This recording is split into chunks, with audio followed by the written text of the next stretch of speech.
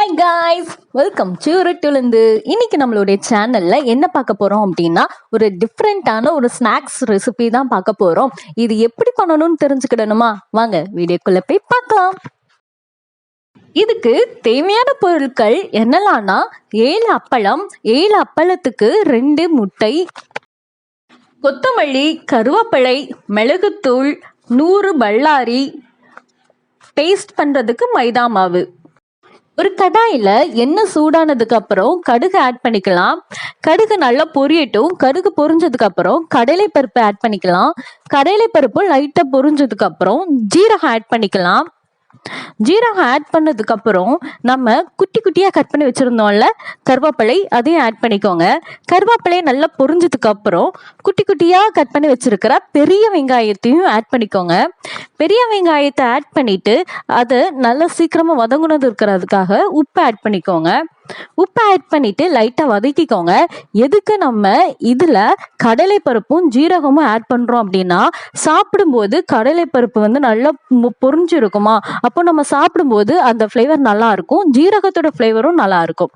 அதுக்கப்புறம் 2 முட்டையும் ஆட் பண்ணிட்டு கடைசியில கொஞ்சம் மிளகுத்தூள் ஆட் பண்ணிக்கோங்க. மிளகுத்தூள் ஆட் பண்ணிட்டு கொஞ்சம் பிரியாணி மசாலா வந்து கொஞ்சோண்டு தான் ஃப்ளேவருக்கு ஆட் பண்ணியிருக்கேன். ஆட் பண்ணிட்டு நல்லா வதக்கிக்கோங்க.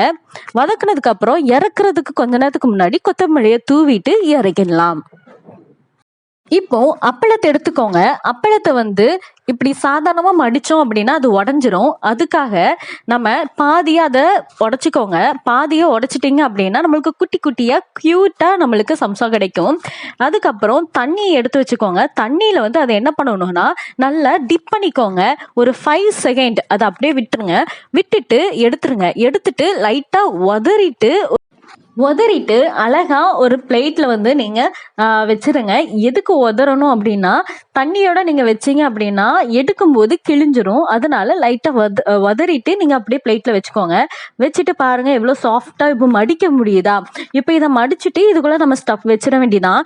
இன்னைக்கு நான் வந்து எக் ஸ்டஃப் வைக்கேன். நீங்க வந்து அதுல கறி வைக்கலாம், இல்லைன்னா மசாலா வெஜிடபிள் ஸ்டஃப் வைக்கலாம், எப்படினாலும் வைக்கலாம். இப்போ இதை சீல் பண்றதுக்காக மைதா மாவு எடுத்துக்கோங்க. மைதா மாவுல கொஞ்சோண்டு தண்ணி ஊற்றி அதை நல்லா மிக்ஸ் பண்ணி வச்சுக்கோங்க. அதை வந்து நீங்க பேஸ்ட் பண்ணீங்க அப்படின்னா சீல் ஆயிரும். இப்போ பாதியிலிருந்து நம்ம மைதாவை வந்து அப்ளை பண்ணணும்.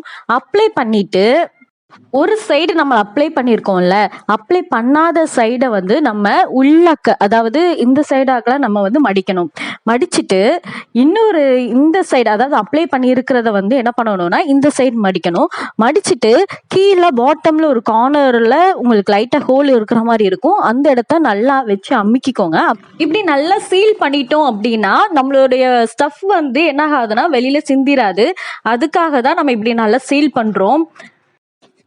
அவ்வளோதான். இப்போ நம்மளுடைய கோன் வந்து சூப்பராக ரெடி ஆயிடுச்சு. இப்போ இதுக்குள்ளே வந்து நம்மளுடைய ஸ்டஃப்பை வந்து வச்சிடலாம். நான் எக் ஸ்டஃப் இன்னைக்கு நான் பண்ணியிருக்கேன். அந்த எக்கை வந்து உள்ளக்க நம்ம வச்சுக்கலாம். வச்சுட்டு மேலே இருக்கிறதுலையும் நம்ம என்ன பண்ண போகிறோம்னா அந்த மைதா மாவை அப்ளை பண்ணிட்டு அதை வந்து நம்ம சீல் பண்ண போகிறோம். எல்லா பக்கமும் சூப்பராக சீல் பண்ணியாச்சு. நம்மளுடைய சம்சா இப்போ அட்டகாசமாக ரெடி ஆயாச்சு. இப்போ இதை வந்து நம்ம என்ன பண்ண போகிறோம் அப்படின்னா பொரிக்க போகிறோம். ஆயிலை வந்து நல்லா ஹீட் பண்ணிவிட்டு ஒவ்வொன்றா போட்டு நம்ம பொரிச்சிடலாம். இதை ரொம்ப நேரம் போடணும்னு அவசியம் இல்லை. போட்டு அப்பளம் நம்ம பொரிப்போம்ல, அதே மாதிரி பொரிச்சு எடுத்துட்டா போதும். இப்போ நம்மளுடைய சம்சா ரெடி ஆயிடுச்சு. இதே மாதிரி எல்லா இதுவுமே நம்ம பொரிச்சு எடுத்துக்கோங்க. அவ்வளவுதான். இப்போ நம்மளுடைய அப்பளம் சம்சா சூப்பராக ரெடி ஆயிடுச்சு. இது வந்து நம்ம பொரிச்ச உடனே சாப்பிடணும். கொஞ்சம் நேரம் ஆயிடுச்சு அப்படின்னா அப்பளம் நம்மளுக்கு மதத்து போகும்ல, அதே மாதிரி மதத்து போயிடும். இன்னொன்று வந்து இது வந்து எண்ணெய் குடிக்கவே குடிக்காது. சில சம்சா நம்ம சாப்பிட்டோன்னா அது எண்ணெய் குடிக்கலாம், ஆனால் இதில் எண்ணெய் குடிக்காது. அவ்வளவுதான், நம்மளுடைய ஸ்நாக்ஸ் சூப்பராக ரெடி ஆயிடுச்சு. இதை நீங்களும் ட்ரை பண்ணி பாருங்க. வாயில சுவை நாட்டியம் ஆடும். உங்களுக்கு இந்த டிஷ் பிடிச்சிருந்ததுன்னா லைக் பண்ணுங்க. இதே மாதிரி உங்களுக்கு நிறைய டிஷ்ஷஸ் வேணுமா கீழே கமெண்ட் பண்ணுங்க. மறக்காம நம்மளுடைய சேனலை சப்ஸ்கிரைப் பண்ணிருங்க. தேங்க்யூ.